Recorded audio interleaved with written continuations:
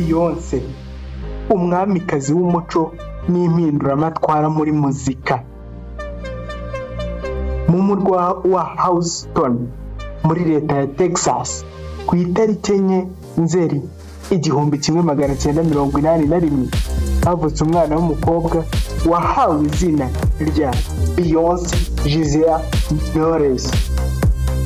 Ise yitwaga Mateo Knowles, yari umucuruzi w'ibikoresho bya tekinoloji, naho nyina akitwa Tina Knowles. Nyina we akazi yari ashinzwe kari ako kudoda imyenda. Kuva Beyoncé akiri muto yari afite impano idasanzwe yo kuririmba ndetse no kubyina. Igihe yari afite imyaka 7 gusa yatsinze amarushanwa menshi yo kuririmba mu mashuri ndetse no mu miryango igiye itandukanye.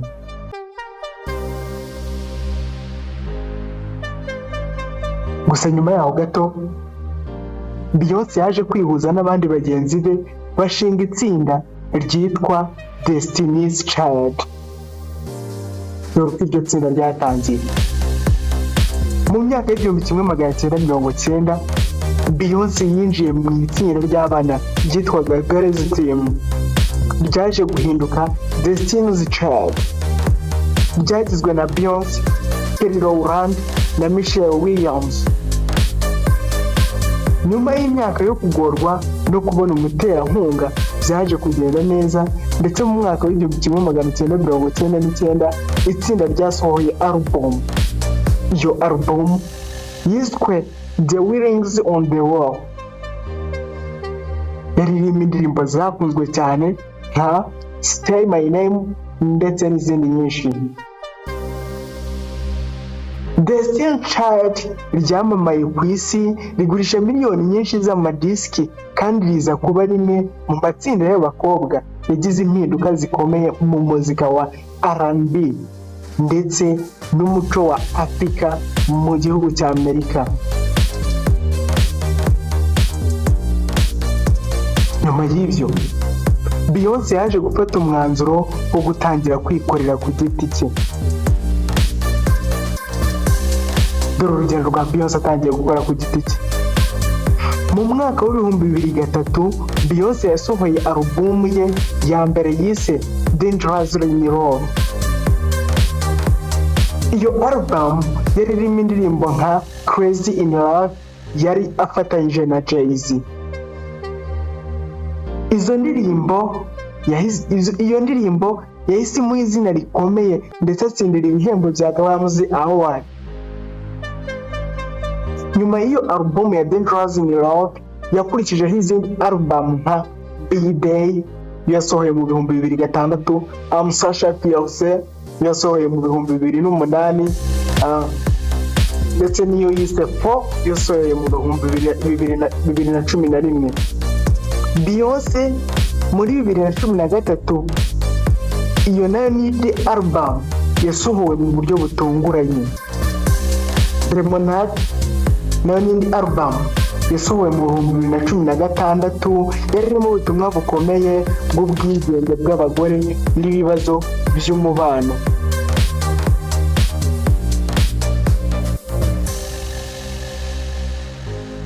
Indi album yaje gukurikiraho yasohotse mu 2022 ari nayo album iheruka yasubije Beyoncé ku isonga mu muziki ndetse na dance bwa Beyoncé muri muzika ndetse n'umuryango we.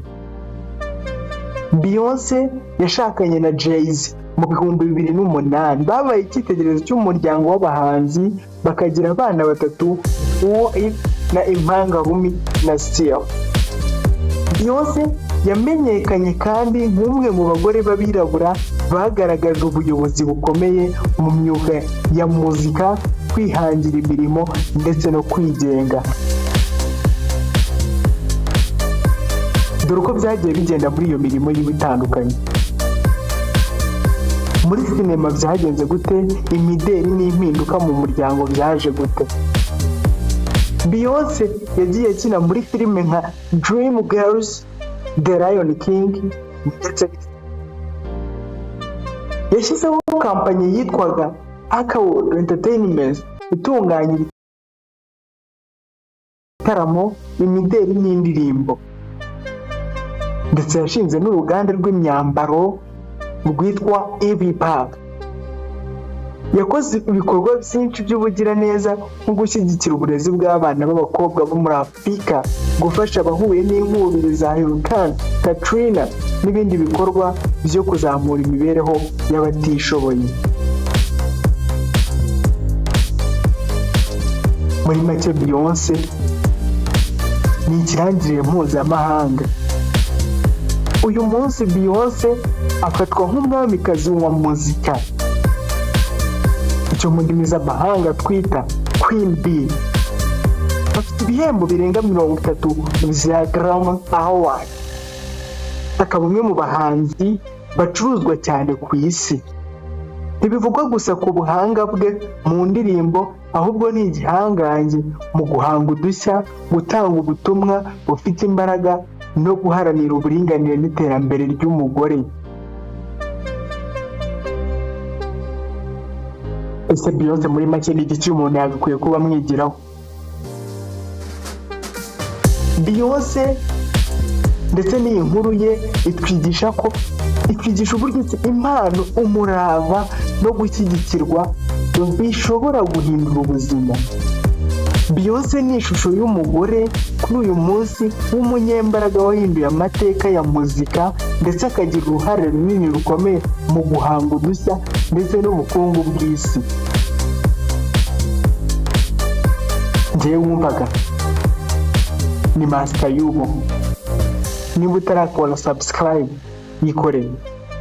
Iyi story isharinge, tera comment, ukomeze udusangize ibitekerezo byawe kugira ngo tumenye uko tubyitwaramo. Turabakunda.